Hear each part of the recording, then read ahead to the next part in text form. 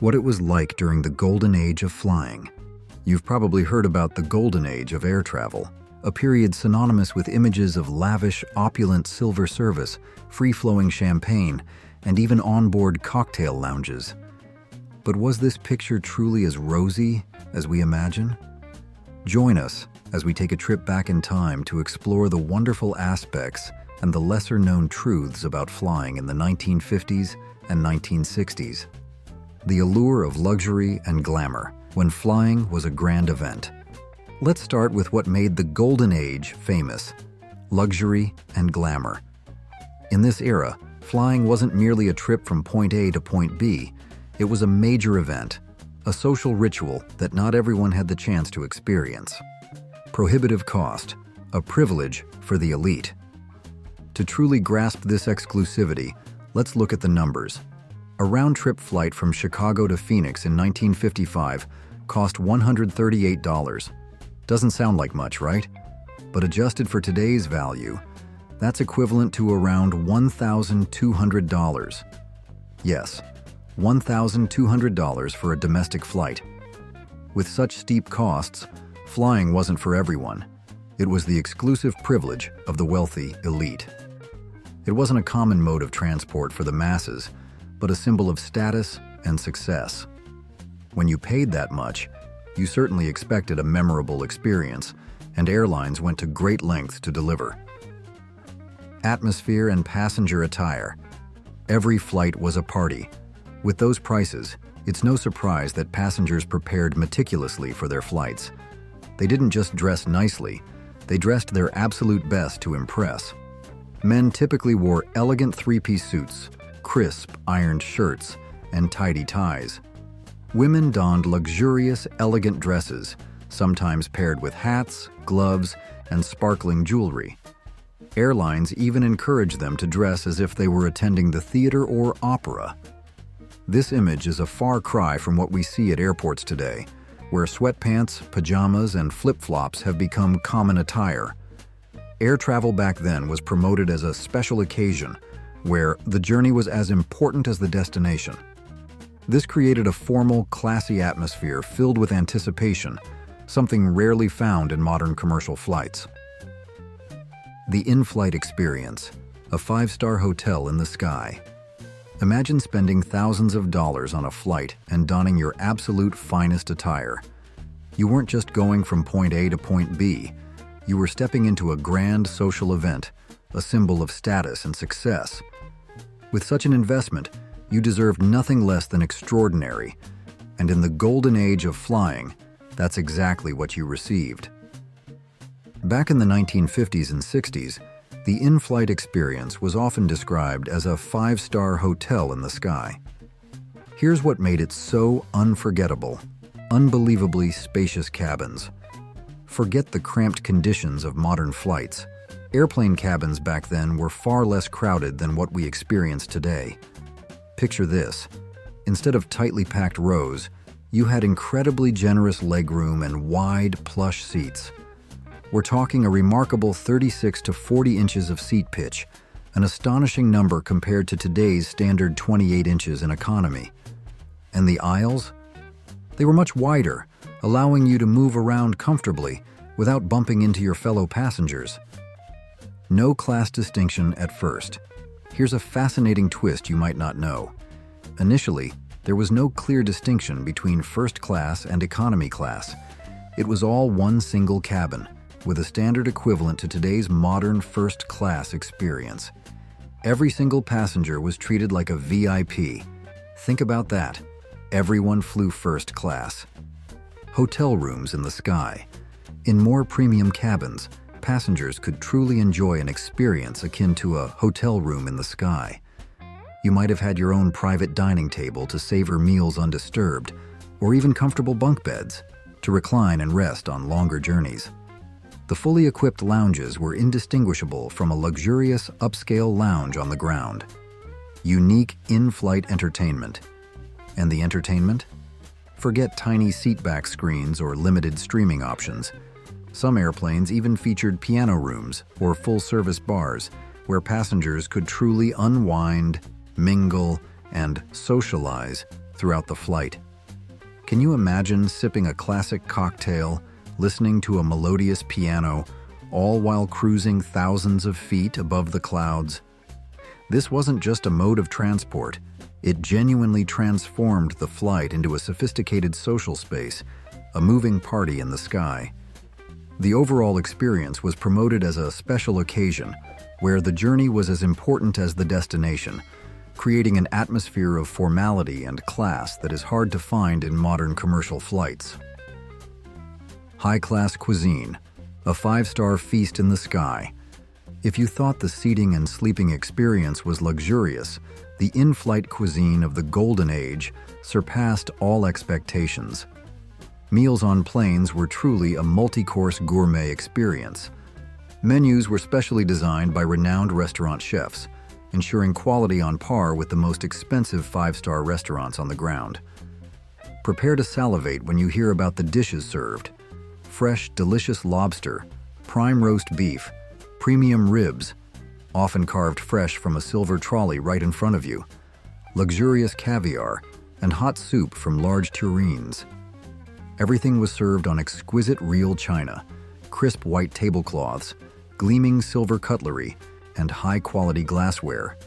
No plastic boxes, no disposable utensils. What's more, champagne, spirits, and fine French wines were served unlimited. That's right, unlimited.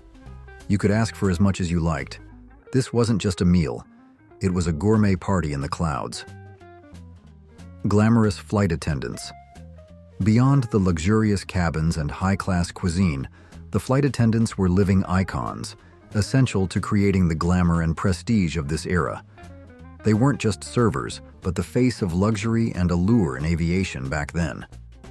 Flight attendant recruitment was incredibly strict and had unique standards that are hard to imagine today.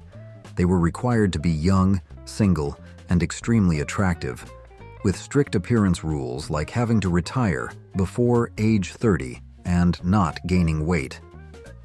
This shows how airlines prioritized beauty and physique to create a perfect, elegant image for passengers, fitting the Golden Age atmosphere where the journey was as important as the destination. In terms of uniforms, they wore specially designed attire, often with gloves and hats, exuding professionalism and characteristic sophistication. These uniforms were not just clothing, but part of a performance, contributing to the overall passenger experience. However, they weren't just beautiful. These attendants also underwent special training at academies, including etiquette classes, to ensure they always behaved perfectly and delicately in all situations. They were thoroughly trained on how to handle difficult passengers, such as those who had too much to drink, affectionately known as Mr. Tipsy. This was especially important given that champagne, spirits, and premium French wines were served unlimited on flights. Additionally, Pan Am flight attendants, a symbol of glamour at the time, were known for their ability to speak multiple languages, being college graduates, and often trained in nursing. This proves they were not only beautiful, but also intelligent, versatile, and ready to respond to any situation, including medical emergencies. They were truly educated, independent, and captivating women who helped elevate the flying experience to a true five-star hotel in the sky level. Pan Am, the icon of the Golden Age. When we talk about the Golden Age of aviation, we cannot help but mention Pan American World Airways, or Pan Am.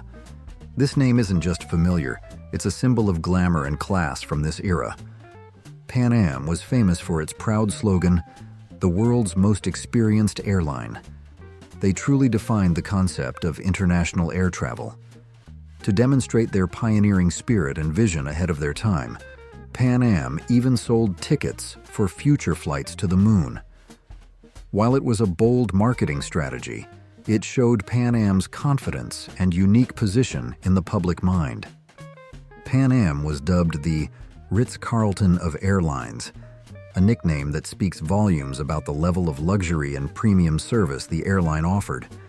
From lavish lounges to first-class cabin interiors, Pan Am always set the gold standard for the aviation industry. They didn't just transport passengers, they sold a dream of luxury, adventure, and class. Are you overwhelmed? These descriptions of luxury and class truly make us dream. It's like a completely different world compared to what we experience today. Would you have loved to experience a flight like this? What aspect of the golden age of flying would you most want to try if you could go back in time? Let us know in the comments.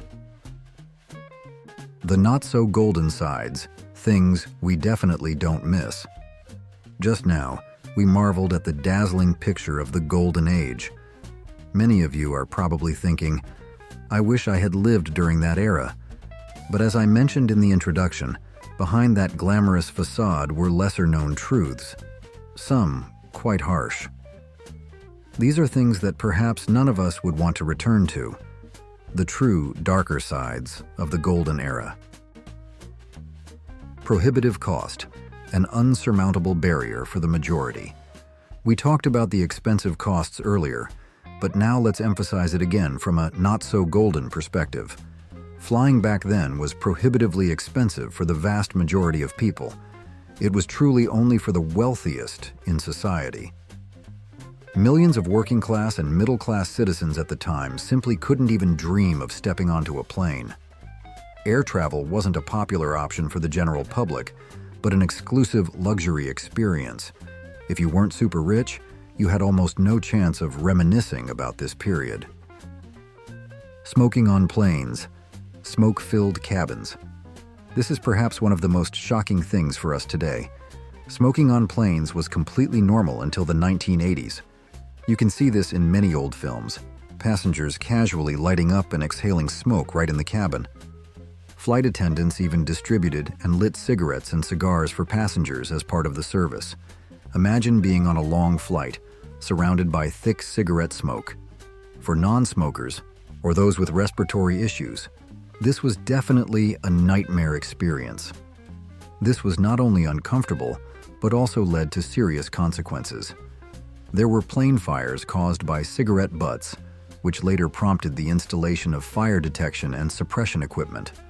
Flight attendant unions had to lobby extensively to ban smoking due to health concerns for themselves and passengers.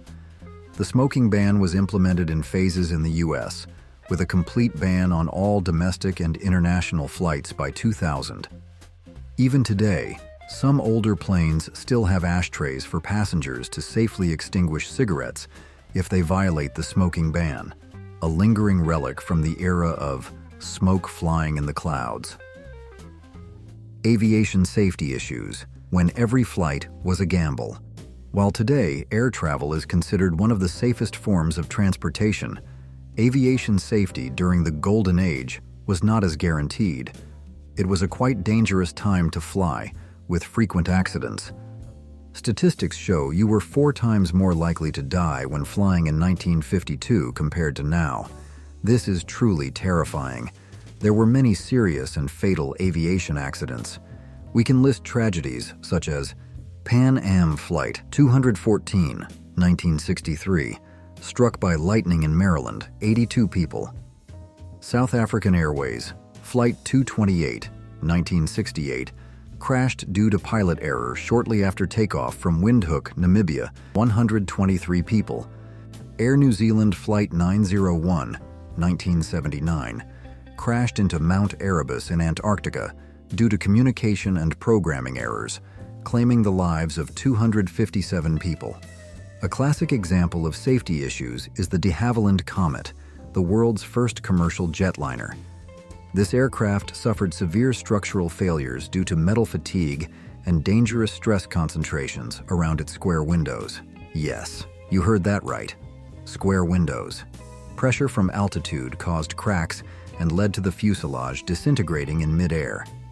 This forced the aviation industry to widely redesign aircraft, replacing square windows with oval-shaped windows, a design we still see on planes today to better distribute pressure. Furthermore, many early planes were often propeller aircraft, causing strong vibrations and being very noisy. Their cabins were not effectively pressurized, and planes had to fly at much lower altitudes than today. This was not only uncomfortable, but also led to terrible motion sickness. It's no wonder that barf bags were an essential item on every flight. Luxurious decorative items like real cutlery or lounge chairs, in conditions of strong turbulence, could become inconvenient obstacles or even dangerous. Lack of security. If you think airport security today is complicated and bothersome, then Golden Age airport security will truly surprise you with its relative simplicity, even likened to taking a bus. Imagine, at that time, there were no metal detectors, body scanners, or baggage searches performed. In theory, you could bring anything onto the plane without any obstacles. This creates a complete contrast with the strict screening procedures we go through today. Passengers could arrive at the airport just 20 minutes before departure and leisurely board the plane with ease, without going through any complex security checks.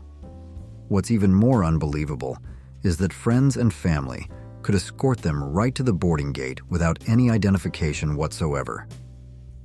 This is completely opposite to the strictly protected fortresses that modern airports are today, where every person passing through the gate must undergo rigorous screening and present valid identification.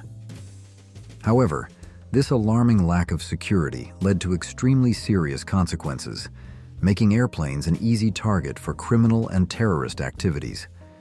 In the US alone, there were as many as 130 hijackings from 1968 to 1972, an alarming number that shows the level of risk at the time and the immaturity of aviation security concepts. More terrifyingly, serious terrorist incidents occurred continuously, leaving indelible pain for hundreds of families. A prime example is Air India Flight 182 in 1985, which was bombed in midair, all 329 people on board. This was followed by the tragedy of Pan Am Flight 103, the Lockerbie bombing, in 1988, when a Pan Am aircraft, a symbol of luxury at the time, was destroyed in midair over Lockerbie, Scotland, 270 people. The Lockerbie incident is considered one of the most horrific terrorist attacks before 9/11, dealing a severe blow to passenger confidence and the aviation industry's reputation.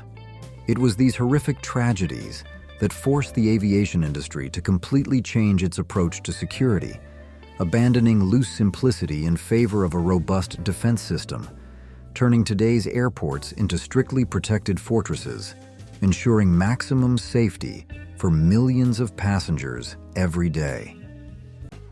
Long flights with many stops, endless journeys. Planes back then could only fly a few hours before needing to stop for refueling, leading to extended multi-stop itineraries. For example, the famous kangaroo route between Europe and Australia often had up to 5 stops. This made a flight that looked short on the map take many hours to travel from point A to point B, sometimes a whole day or even several days. You would have to deplane, wait at unfamiliar airports, then reboard, constantly. This was truly very time-consuming and exhausting. Less glamorous airport experience. Just a waiting area. Unlike our modern super hub airports today, where you can shop, dine, sleep, or even watch movies, airports back then were just functional terminal buildings, not luxurious or having many entertainment amenities. They were simply places for you to wait and board your plane, nothing more. There were no grand shopping malls or entertainment complexes there. Limited in-flight entertainment, self-entertainment. Finally, one more thing we definitely don't miss. In-flight entertainment back then was non-existent. No personal screens, no movies, no internet, no USB charging ports at each seat. Passengers entertain themselves with classic hobbies like playing chess with fellow travelers, reading books, or simply chatting with each other. Airlines did provide postcards for passengers to write to loved ones during the flight. While seemingly romantic, for a long flight, this could be quite boring. From pervasive smoke and lurking accident risks to the lack of amenities and security, clearly the Golden Age was not a perfect dream as many people still imagine. What aspect of the golden age do you definitely not miss? Which of these darker sides surprised you the most? Share your thoughts. The end of an era and the dawn of modern air travel. The golden age of aviation eventually had to come to an end, making way for a new era where priorities had completely shifted. Safety and accessibility became the guiding principles for the development of modern aviation. A shift in priorities. Safety first. From the 1980s onwards, after valuable lessons learned from accidents and terrorism, safety became the top priority for the aviation industry. Airlines and regulatory bodies invested heavily in training pilots, flight attendants, technicians, improving equipment, and establishing extremely strict safety procedures. Thanks to this, air travel today is one of the safest forms of transportation on the planet. The risk of dying while flying has decreased to an astonishing degree. The focus has completely shifted from glamour and luxury to uncompromising safety standards and affordability, transforming planes from a status symbol into a common mode of transport. Democratization of air travel, from privilege to common right. One of the biggest, most revolutionary changes was the democratization of air travel. Deregulation policies in the 1970s opened the door to fierce price competition among airlines. This led to a boom in the industry. Passenger numbers have tripled in the last 40 years. The emergence of low-cost airlines like Southwest Airlines in the U.S. completely changed the game. They focused on cutting costs, bringing ticket prices down to unprecedented levels, making air travel affordable for the general public. Ticket prices significantly dropped in the 1980s, and flying became as familiar as taking a bus or train. Some even liken modern planes to winged buses, a comparison perhaps less romantic, but one that accurately reflects its widespread adoption. Changes in the in-flight experience. The golden age of aviation, with its luxurious bars and exquisite meals, gradually faded into the past. To serve today's enormous number of passengers, the in-flight experience has undergone significant changes, shifting from exclusive luxury to efficiency, safety, and mass accessibility.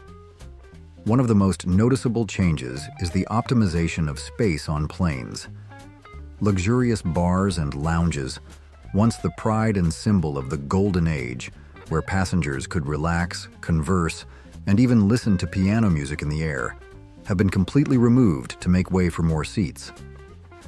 The primary goal of this was to carry more people, thereby reducing airfare and making air travel affordable for the masses. Regarding cuisine, meals also underwent a significant revolution. Instead of high-end meals with lobster, roast beef, and caviar served on real china, silver cutlery, and crisp white tablecloths, along with unlimited champagne, as in the past, today we often receive more convenient foil tray meals, or even just buy on-board snack services. This change reflects a priority on speed and cost, rather than a five-star culinary experience in the sky. While there have been cutbacks in economy class, business class has seen remarkable development. Business class seats have evolved from simple reclining seats to luxurious private suites with fully flat beds, large entertainment screens, and premium service. This aims to cater to passengers who still desire a luxurious experience, but with a higher level of comfort and privacy, creating a more modern hotel room in the sky. Aircraft technology has also advanced significantly. Modern planes can fly much longer without needing to refuel, allowing for ultra-long-haul non-stop flights across continents or even globally. Prime examples include Singapore Airlines flights from Singapore to New York, or projects like Qantas Project Sunrise. This saves significant time and reduces passenger fatigue, a stark contrast to older flights that required multiple stops for refueling, lasting many hours. The airport experience has also changed dramatically. While Golden Age airports were merely functional terminal buildings without any luxury, today, airports have become super hubs and true destinations with full shopping, dining, and entertainment facilities. Look at Hamad International Airport in Doha or Changi Airport in Singapore. They are massive entertainment and shopping centers, not just waiting areas, but a part of the travel journey. Finally, an indispensable convenience on modern aircraft is personal touchscreen TVs and USB charging ports at every seat. You can watch movies, listen to music, play games, and charge your phone throughout the journey. This is a complete contrast to the limited entertainment on planes in the past, where passengers entertained themselves with classic hobbies like playing chess or chatting with each other. These changes have transformed air travel from a luxury privilege of the elite into a safe and accessible mode of transportation for millions, though sometimes at the cost of the past's glamour. The decline of Pan Am, even the symbol of luxury and glamour in the golden age of aviation, Pan Am could not escape its fate of collapse. The decline and bankruptcy of this renowned airline in 1991 truly marked the true end of an era. Pan Am was once dubbed the world's most experienced airline and the Ritz-Carlton of airlines, with well-trained flight attendants who could speak multiple languages and even had nursing knowledge. The airline even sold tickets for future flights to the moon, demonstrating its ambition and unique position. However, many factors contributed to Pan Am's inevitable downfall. The 1973 energy crisis dealt a heavy blow to the airline's operating costs due to soaring fuel prices, severely impacting an airline with a global flight network and long-haul flights. Coupled with low travel demand and oversupply, Pan Am faced countless financial difficulties. Yet, the most devastating blow came from terrorism. In a context where airport security at the time was still relatively simple, without metal detectors or baggage scanners, airlines, especially a global icon like Pan Am, became easy targets. Incidents such as the hijacking of Flight 73 in 1986, and most notably, the bombing of Pan Am Flight 103, the Lockerbie incident, in 1988, which 270 people, dealt a devastating blow to its image and customer trust. The Lockerbie incident was considered one of the most horrific terrorist attacks before 9/11, causing many passengers to fear for their safety and avoid Pan Am. To try and survive, Pan Am was forced to sell off its profitable routes, notably the London Heathrow route to United Airlines. However, these efforts were not enough to salvage the situation. Ultimately, Pan Am declared bankruptcy in January 1991 and officially ceased operations on December 4, 1991, with its final flight from Bridgetown, Barbados, to Miami. The airline's collapse is attributed to a combination of weak management, lack of government protection, and erroneous policies. The story of Pan Am is not just the end of an airline empire, but a vivid testament to the aviation industry's transformation, from a symbol of luxury and exclusivity to a new era where safety and accessibility became top priorities for everyone. So, if you could choose, would you pick the golden age of air travel with all its luxury and risks, or modern air travel with its superior safety and convenience? Why? Let us know in the comments. Everyday life and popular culture in the 1950s. Do you remember the feeling when the first black and white TVs started appearing in every cozy family home? Or when the passionate rock and roll tunes rocked the radio waves, making a whole generation dance along? And the dream of a cute little house in the suburbs with a lush green garden suddenly became more tangible than ever? After the tumultuous years of World War II, the United States entered a new era, an era of prosperity, innovation, and the traditional values that shaped a generation. Today, we'll join you in exploring what created that colorful picture, from the most familiar things to the trends that changed society as a whole. Let's reminisce about those sweet memories and discover why the 50s will forever be a memorable chapter in American history. Shall we? Post-war prosperity and family life. Do you remember the years right after the war? It was a period where hope seemed to fill every street and a sense of optimism spread across America. The 1950s wasn't just a decade, it was the dawn of the golden age of American capitalism. The economy boomed incredibly, with the gross national product, GNP, more than doubling from $200 billion in 1945 to over $500 billion in 1960. Can you feel that air of prosperity in every breath of daily life? Wages rose steadily, allowing families more money to spend than ever before. The average annual salary increased from $3,210 at the beginning of the decade to $5,010 by 1959. Just think, a factory job could pay around $1.50 per hour, while the minimum wage was 75 cents per hour. Unemployment and inflation rates were both low, creating a solid foundation for the growth of the middle class. This meant more families could afford conveniences, turning long-held aspirations into reality. And within that prosperous landscape, the nuclear family became the symbol of the American dream. An average family typically consisted of a father, mother, and a few children, building a life together. The average marrying age was quite young, around 23 for men and 20 for women. People often said, back then, people stuck together more. And indeed, only about 20 to 25% of marriages ended in divorce. Does that image feel familiar to you?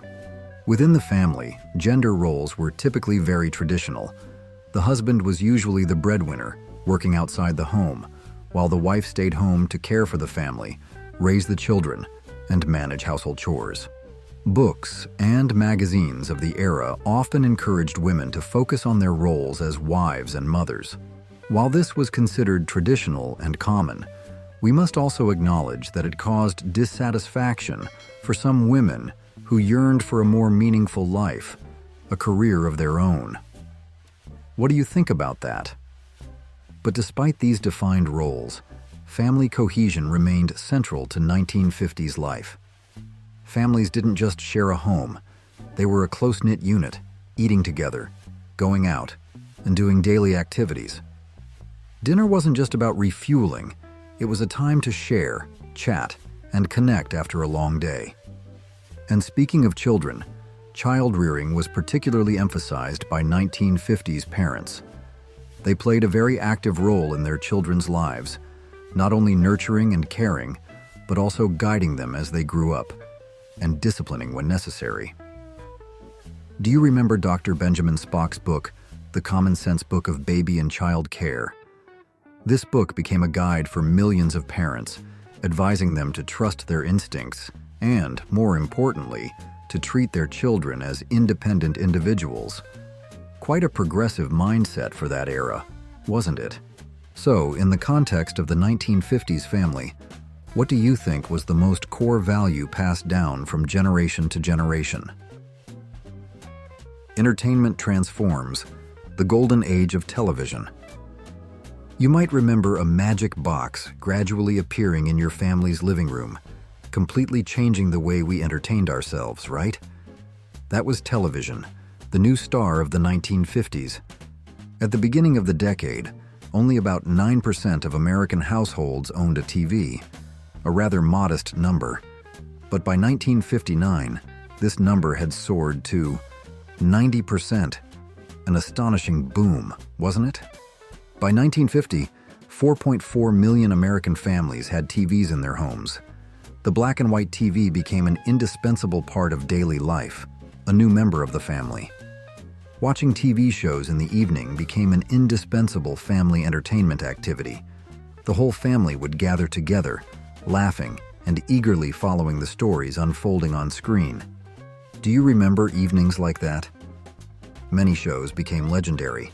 Family sitcoms were an extremely popular genre, and the most famous show of the decade, without a doubt, was I Love Lucy.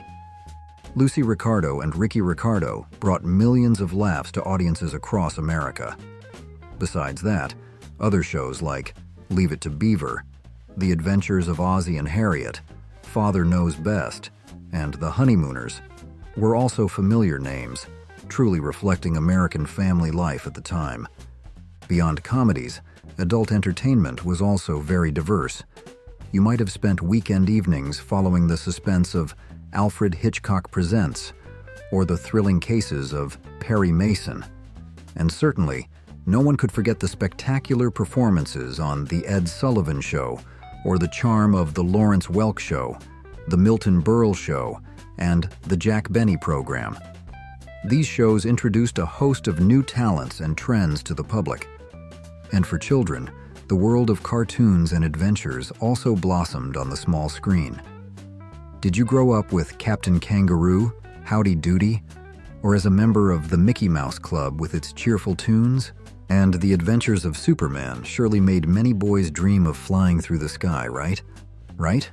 Another genre that was extremely popular, especially with middle-aged men, was westerns.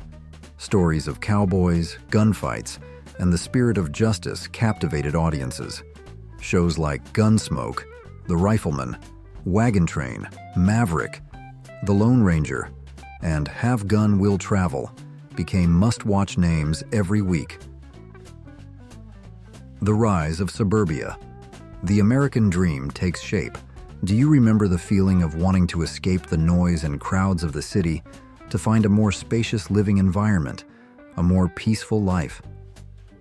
After World War II, a massive wave of migration occurred as millions of Americans began flocking to the airy suburban neighborhoods. This wasn't just a geographical shift, it was the formation of a new American dream. Housing development boomed, with developers like William Levitt pioneering the purchase of suburban land and using mass production techniques to build rows of small, affordable homes. You might have heard of the famous Levitt towns. Housing developments with thousands of identical homes, sprouting up like mushrooms after the rain. It was a feat of construction engineering and a symbol of the uniformity and convenience many craved. To support this wave, the GI Bill played an extremely important role. This act subsidized low-cost mortgage loans for many veterans, often making suburban homeownership much cheaper than renting an apartment in the city. As you can see, this policy helped millions of families have the opportunity to own their first home. However, it's also important to acknowledge that the application of this act was not uniform, leading to growing disparities in wealth, education, and civil rights between white and non-white individuals. This is a historical aspect that needs to be remembered. Suburban life was described as an ideal life. Suburban homes often had intimate family rooms, open spaces, and spacious backyards, ideal for young families. Nicknames like Fertile Valley or Rabbit Hutch spoke to the rapid growth of these communities. Backyard living became extremely popular, considered an outdoor living room where families could host barbecues, children could play, and adults could relax. It became a new symbol of the American dream. A white picket fence home, a green garden, and a peaceful life. Even the cost of building private swimming pools became more affordable after the war thanks to surplus materials. Did you often play in the backyard with friends, or have any unforgettable summer evenings there? Let us know in the comments. Defining fashion styles of the decade. If you lived through the 50s, you'll surely remember one thing. It was a decade where fashion wasn't just about clothes. It was a statement of elegance, femininity, and a touch of subtle rebellion. After World War II, Paris regained its status as the international fashion capital, largely thanks to its glorious recovery, and especially to Christian Dior's The New Look. This was truly the golden age of Parisian fashion. Speaking of women's fashion, we can't not mention The New Look. Christian Dior launched this collection in 1947, featuring jackets cinched gracefully at the waist and full skirts extending below the knee. This design caused a sensation, particularly because it used nearly 20 meters of fabric for one dress, an unprecedented luxury after wartime material scarcity. It redefined femininity and elegance. Gowns of that era often reached the floor, with crinolines creating fullness, giving a noble and elegant look. Floor-length full skirts with crinolines also created a feminine, charming appearance. Shirtwaist dresses, fitted at the waist, made from shirting fabric and featuring a belt, were also very popular, offering practicality while remaining elegant. However, women also began wearing pants more comfortably and freely. From wide-legged pants to capris or short shorts, these once taboo garments now became part of the wardrobe. Shorts typically reached the knee, capris the calf. High-waisted pants, vibrant patterns, and bright colors were popular items. After the monochromatic colors of the 40s, printed patterns like stripes, florals, and polka dots made a strong comeback, bringing cheerfulness and vibrancy. And certainly, we can't forget the poodle motif on full skirts, which became an unmistakable fashion icon of the 50s. Accessories also played a crucial role. Let's recall the accessories that defined the characteristic style of that era. Hats. For women, hats weren't just sun protection. They were also a symbol of grace and modesty. Those neat, small hats, often adorned with veils, added a touch of mystery and allure to women. With popular pastel colors, they created a soft, feminine feel, much favored. Remember watching old movies? Ladies always wore hats as an integral part of their outfits, enhancing elegance and completing the overall look. Hats were a subtle style statement, reflecting the care women took in their appearance back then. Glasses. Do you remember which glasses style was all the rage? That was cat-eye sunglasses. With their pointed edges and colorful frames, this style quickly became a chic icon, expressing the individuality and trendiness of American women. The image of a young woman wearing cat-eye glasses driving to a drive-in movie must surely be etched in many people's memories. They weren't just eyewear. They were a declaration of confidence and bold style, an impressive accent on ladies' faces. Gloves. Do you remember how ladies of that era always wore gloves as an indispensable part of elegance and sophistication?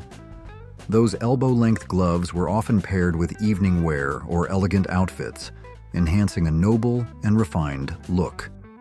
Meanwhile, short gloves were the perfect choice to go with business suits or everyday attire, creating a neat and polished appearance. More than just a warming item, gloves were a symbol of class and the demeanor of a true lady of that time, carrying their own unique charm. Jewelry. To complete the look, jewelry also played an important role.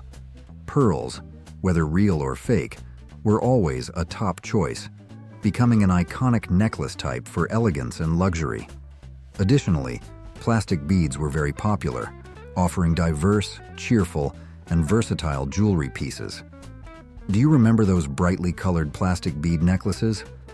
They were a great way to add a touch of personality to everyday outfits without being too elaborate. Whether it was elegant pearls or vibrant plastic beads, 50s jewelry always knew how to tell the story of the woman wearing it. Hula hoop. Ah, here it is.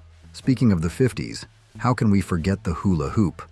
This toy created a massive craze when it launched in 1958. The amazing thing is that 25 million hoops were sold in just the first 4 months.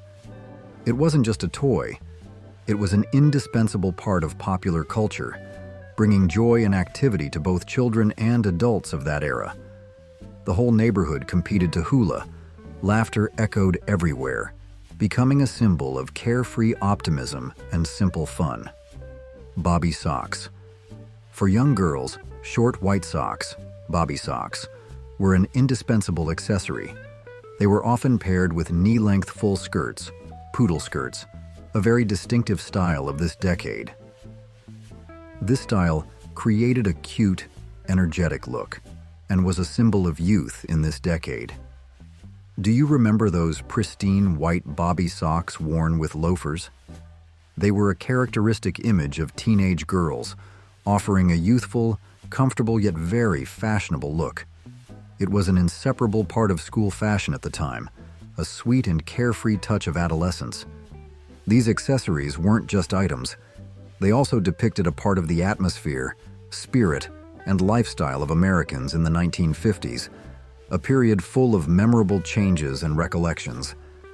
For men's fashion, the 50s brought a distinguished, elegant, and sophisticated style. Dominant colors were black, white, and gray, but also combined with bright, fresh colors like red, blue, and yellow. Main materials included wool, velvet, leather, parachute fabric, and silk. Typical garments included vests, trench coats, dress pants, and Oxford shoes. Collarless shirts were essential, paired with dress pants or trousers and Oxford shoes. Pleated dress pants were also a characteristic trend, offering elegance and comfort. Knit polo shirts provided comfort for summer days. Leather jackets exuded a distinguished and luxurious look. Sporty jackets like bomber jackets were also very popular. Regarding men's accessories, the fedora was an indispensable item, creating an elegant and casual style. Flat penny loafers were a classic and beloved shoe style. The 1950s fashion left a significant mark and continues to influence modern men's and women's fashion. Do you see any designs today that are still inspired by the classic beauty of this decade? The cinema experience and unique trends. Before TV dominated every household, and even as it became popular, Americans still held a special love for cinema. Going to the movies wasn't just an entertainment activity, it was also a social experience, a way to escape into imaginary worlds. At the beginning of the decade, a trend swept through movie theaters: 3D films. Do you remember the feeling of having to wear special cardboard and plastic glasses to see images pop out on screen? It was a new and incredibly exciting experience, even if it was a short-lived fad, peaking from 1952 to 1954. It brought an unprecedented cinematic feel. And in the latter half of the decade, another unique form of movie watching boomed: drive-in theaters. Imagine you're sitting in your car, parked in a large lot, looking up at a giant screen, and the sound comes through a small speaker clipped to your car window. It wasn't just watching a movie, it was a romantic date, a memorable family evening. Do you have any drive-in memories? The 1950s big screen also produced classic film stars and works that captivated millions of hearts. You might have been impressed by Charlton Heston as the majestic Moses in The Ten Commandments. This film not only became the highest-grossing film of the decade, but also received 7 Oscar nominations. Heston also continued to make waves with Ben-Hur, another epic film. Alfred Hitchcock's thriller films left audiences holding their breath. He delighted viewers with works like Vertigo and Rear Window, films that still haunt us today.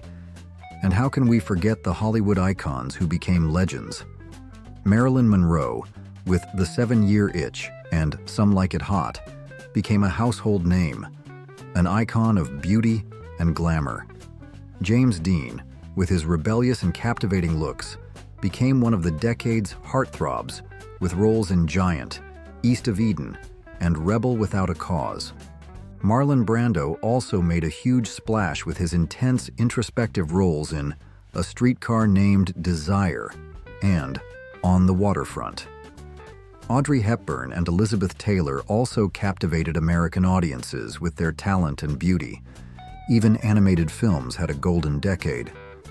Lady and the Tramp, Cinderella, Sleeping Beauty, and Peter Pan were among the highest-grossing animated films of the decade, bringing fairy tales and joy to children and adults alike. Do you remember those family TV nights or trips to the drive-in? Which show or movie was your must-see back then? Share your memories. The music revolution, tunes that shaped a generation. Do you remember the melodies that changed the world? The songs that made teenagers back then unable to stand still? Of course, we're talking about the birth of rock and roll. This wasn't just a new musical style. It was a cultural revolution, hugely popular with teenagers.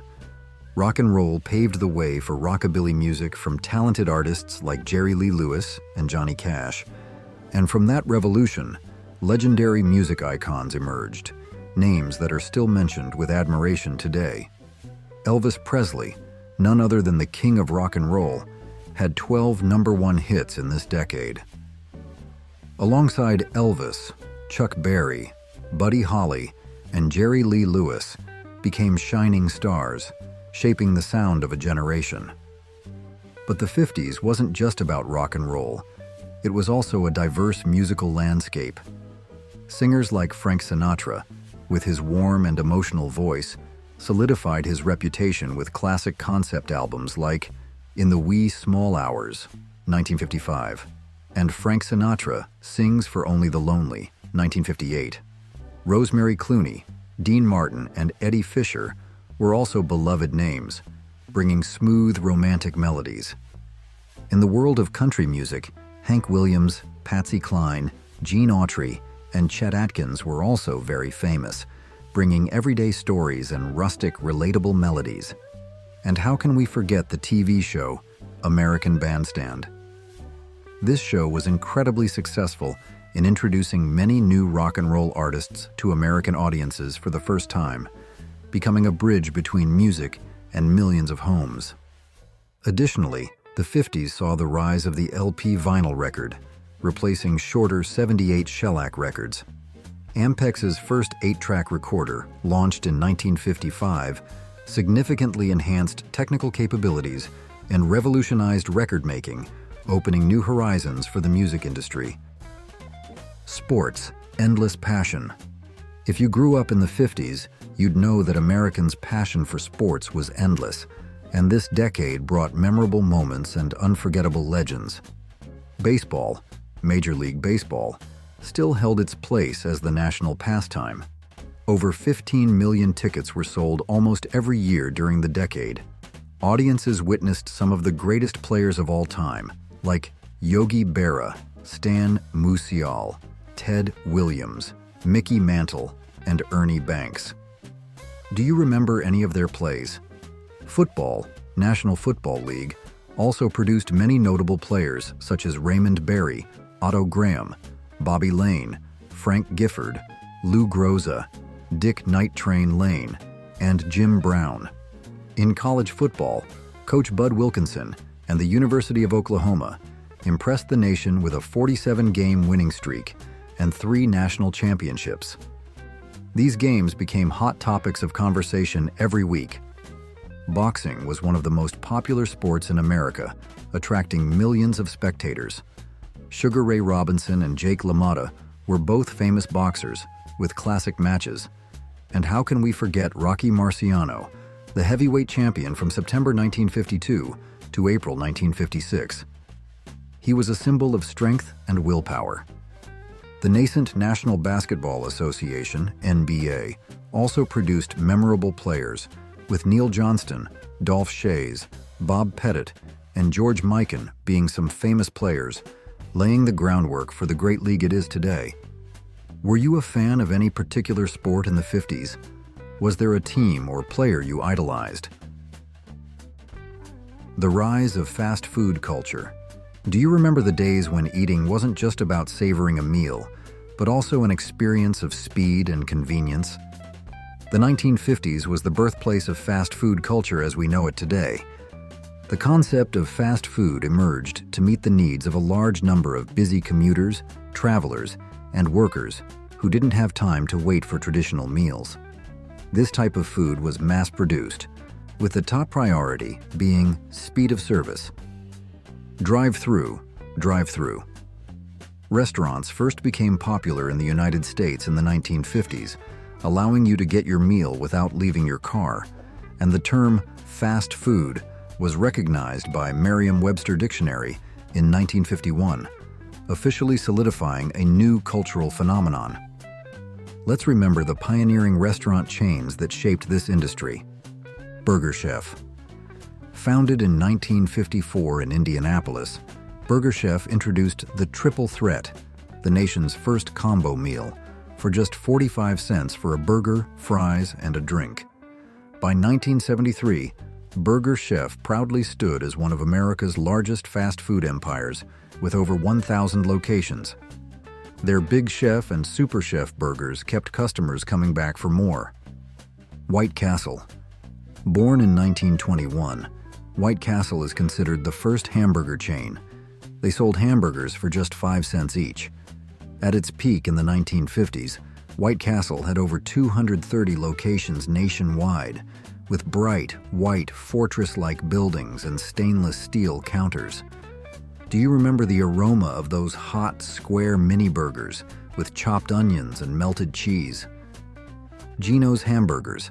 Founded in 1957 by Baltimore Colts football legends Geno Marchetti and Alan Ameche. Geno's was famous for its massive Geno Giant burger and partnered with KFC, offering both burgers and fried chicken in one location. Do you remember the taste of those giant burgers? Sambo's. Launched in 1957, Sambo's specialized in pancakes and burgers, becoming a familiar breakfast spot. Although their name and murals later caused controversy regarding racial issues, in the 50s they attracted families with affordable meals and a cozy atmosphere. Lum's. Founded in 1956, Lum's was famous for its unique beer-steamed hot dogs, a flavor you'd be hard-pressed to find anywhere else. By the early 70s, Lum's had over 400 locations, even buying Caesar's Palace in Las Vegas. Henry's Hamburgers. Starting in 1954, Henry's was known for selling cheeseburgers for just 15 cents and their famous brown bag special, a convenient combo meal with a double cheeseburger, fries, and soda. By the early 60s, they had over 200 locations, a favorite spot for families and teens. Pup & Taco. Launched in 1956 in California, a daring place that combined hot dogs and tacos under one roof. Their quirky but appealing menu also featured burgers, pastrami sandwiches, and even slushies. Fun facts: the first family steakhouse opened in 1958, offering delicious steaks at affordable prices. Popular fast food items back then included hamburgers, French fries, onion rings, chicken nuggets, tacos, pizza, hot dogs, and ice cream. They changed the way Americans ate forever. Other popular cultural trends. Beyond major areas like entertainment, fashion, and food, the 1950s also saw countless smaller but no less memorable trends that shaped daily life and popular culture. Do you remember those coonskin caps? Boys back then wore them to emulate Davy Crockett, a popular TV show that was a huge hit. This cap wasn't just a toy, it was also a symbol of adventure and the spirit of freedom. And for girls, poodle skirts and bobby socks became an unmistakable style. Knee-length full skirts with adorable poodle images and short white socks created a youthful, energetic, and very feminine look. A toy that took the world by storm was the hula hoop. Launched in 1958, and astonishingly, 25 million were sold in the first 4 months. It wasn't just a toy, it was a simple but incredibly captivating form of entertainment that both children and adults wanted to try. Besides entertainment trends, the 1950s also marked the beginning of the modern scientific technological revolution. Although primarily impacting global industry and society, it also indirectly affected human life through new products and technologies, such as the development of television that we've discussed. The 1950s was truly a unique era. It wasn't just a symphony of economic prosperity and social innovation. It was also a solid foundation for traditional values, for family and community life. From family dinners gathered around the first TV, to rock and roll tunes that rocked the world, this was a decade that laid the groundwork for so much of what we see today. Memories of the 50s might not be exactly the same for everyone, but these widespread trends shaped a significant part of America. We've looked back together at a time where simplicity blended with remarkable advancements, where life might have been slower but also full of memorable moments. Thank you for joining Who Remembers on this nostalgic journey back in time. If you found this video interesting and insightful, don't forget to comment, subscribe to our channel, and share this video with your friends and family. See you in our next trip down memory lane.